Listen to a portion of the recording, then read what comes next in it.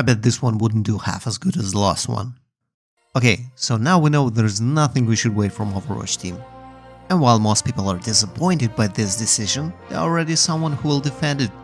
I mean, yes, they promise that we'll have a limited events from time to time, where we will play as a team against the AI.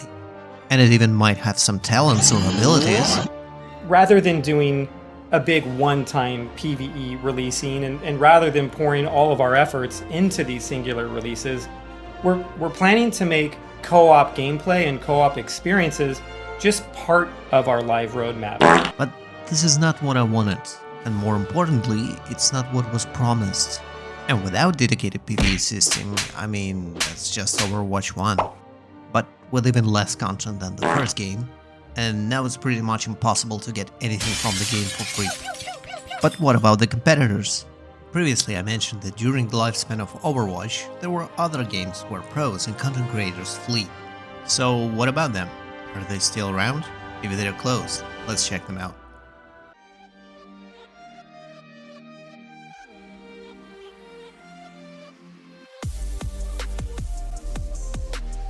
First thing that comes to mind is Fortnite. If you don't know what Fortnite is, I mean bro, were you living under a rock for a past decade? If you insist, Fortnite is a free-to-play, battle royale, third-person shooter. But it is so old now, it should die anyway as well, right? Fortnite is getting bigger and bigger with every year, and it doesn't show any signs of stopping in near future. It did have collaboration with, it looks like, everyone. John Wick, Spider-Man, Dragon Ball, Batman, your mom. Yeah, I'm pretty sure there should be a skin of your mom somewhere in the game. Story revolves around some orb of energy, 0 point. It sits in between two islands, somewhere in the space, and generates storms around the islands that wipes everything that comes in contact with it. Also, there are some guys named Imagine Order.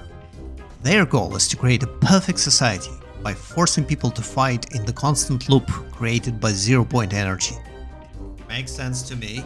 The story is slowly progressing with every update, but it will take too long to describe all the events that took place in the game. So let's just agree that Fortnite does have some lore. Look, they even have a main hero, John Jameson Johns. There is a PvE mode, Save the World, but it's like a completely separate game. As for Fortnite itself, well, there are some quests. Those are the side activities rather than complete missions. But this is not what's important in Fortnite. What's important is your character. Basically, they are all the same. All the changes are skins. So if it doesn't bother you, you can kill everyone with a machine gun as Batman, or give a shotgun to the face as Goku. Why not? But it doesn't mean you don't have any option to customize your character. There's like a billion of skins, for V-Bucks of course. And look at those emotes. Look at all those emotes. Behold my stuff. First cringe dances come from Fortnite, but now it looks like it's the other way around. And Fortnite is trying to suck the cringiest video from TikTok to add to its collection. Presentation-wise, well, it never looked like super good. It was decent in 2017, and it didn't change that much. It's colorful and cartoony. At some point they did move to Unreal Engine, but meh. Gunplay is there. It's not that great, but at the same time it's not the worst. It's acceptable. It's something about weight and recoil. It doesn't feel genuine. At the end of the day, it's just a regular cartoon shooter. So, there's a lot in this game, but it looks like a giant pile of everything. Sort of like a Roblox. You do have so much stuff to play with, but on its own, it doesn't have identity. If you don't care about this one and you just want to play as a Superman with a machine gun on a Ferrari killing people, then maybe you should give it a try. But I could never play a lot of Fortnite, so bite me. Okay, what else we got? This looks much more like it. Fast-paced gameplay with the unique heroes with different abilities. But, unlike Overwatch, this game relies much more heavily on your skill rather than the correct hero for a correct situation. But, to be consistent, Apex Legends is a free-to-play, battle royale first-person shooter with unique heroes. This time the story is a direct continuation of the Titanfall series, and focused on the stories and fights of various characters named Legends. They participate in Apex Games, a highly popular televised blood sport that is run by some mysterious syndicate. There are different reasons for Legends to join the game, but more or less it boils down to reasons as looking for fame or simply nowhere else to go. Legend abilities varies greatly, so you can always pick the one that fits your playstyle the most. And it wouldn't be like when you pick Genji only to realize that the opposite team went all tanks. Legends are the most interesting part of Apex. They can be divided in classes same way as in Overwatch. Assault, Skirmisher, Recon, Controller and Support. But it doesn't limit you in any way. Every Legend is viable and can be picked for a game, as once again, gunplay plays much bigger role. Every Legend ability is unique, so it will take time for you to learn them, as well as unlock them, and they feel much more like abilities from Quake Champions than from Overwatch. Still, knowing your Legend is not as important as knowing your weapon, hop-ups, armor, attachment, etc. I mean, you can always just pick it up according to rarity, nothing new here, from grey to blue, purple and gold. And for weapons, I mean, you could try to main something, but it will heavily depend on what you get on the map. I mean, you might not like shotguns, but it might be the only choice you have for the first fight. Not so long ago, devs reworked the class system, added new team deathmatch, added new weapons, so it doesn't look like it's going to die anytime soon. Both Fortnite and Apex are battle royale games, which means that both of them are centered around PvP and map is huge, meaning that gameplay intensity, as well as time spent, may vary, depending on where you will decide to land and how fast you will find a sniper for your head. Maybe you need something more dense.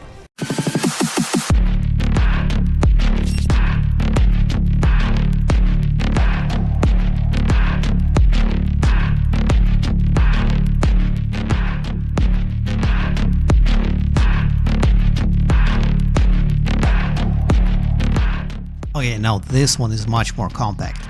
Fast-paced, short rounds. If you ever play Counter-Strike, this one feels like home.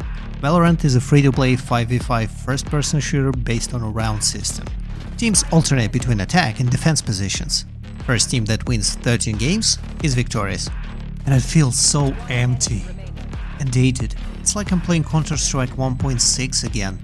Story goes like this. In 2039, a First Light event happens. This event creates an element, Radionite. Radionite? I don't know. And some people who are exposed to it gain superpower. Well, how super? Most of them are modified version of tools from Counter-Strike, like grenades, flash, smoke screens. Other will slow down enemies, help you to see them through walls, or go directly for damage.